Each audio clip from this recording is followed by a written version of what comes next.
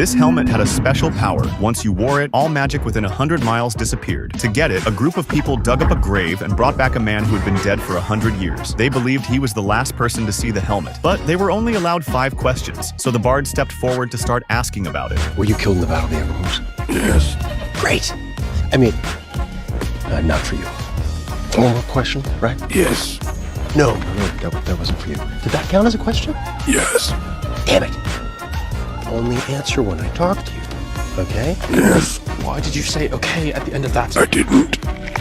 They wasted all 5 chances just like that. With no better option, they dug up a second grave and brought another man back to life. The bard learned his lesson. No more trick questions. Finally, the ghost told them what had happened 100 years ago. Back then, they were ambushed. In the chaos, the officer gave him the helmet. But before he could say anything else, he was cut in half by the enemy. Since the bard didn't get the answer, he turned to leave, but the wizard quickly stopped him, saying they had to ask all 5 questions or the ghost wouldn't rest. So the bard asked 2 random questions just to fill the count. What's your favorite food? Oats. Ooh, barley. What's 2 plus 2? I'm bad at math.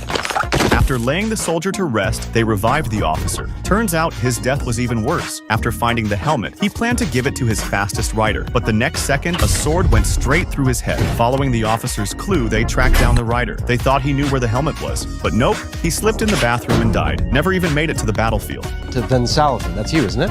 I'm Sven Salafin. Ven's my brother. This is a nightmare.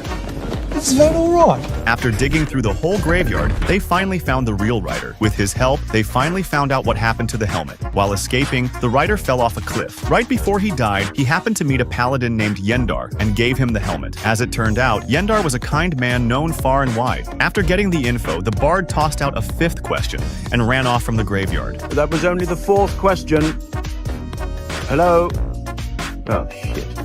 The group quickly went to find Yendar and learned he had hidden the helmet in a dungeon, but that place was full of traps. No one had ever made it out alive. Luckily, Yendar saw their good hearts and agreed to guide them. And just like that, their treasure hunt continued. Right after they entered the dungeon, they ran into a bunch of brain-eating monsters. When they heard it loved eating the brains of smart people, everyone got so scared they barely breathed. They all got ready to fight just in case.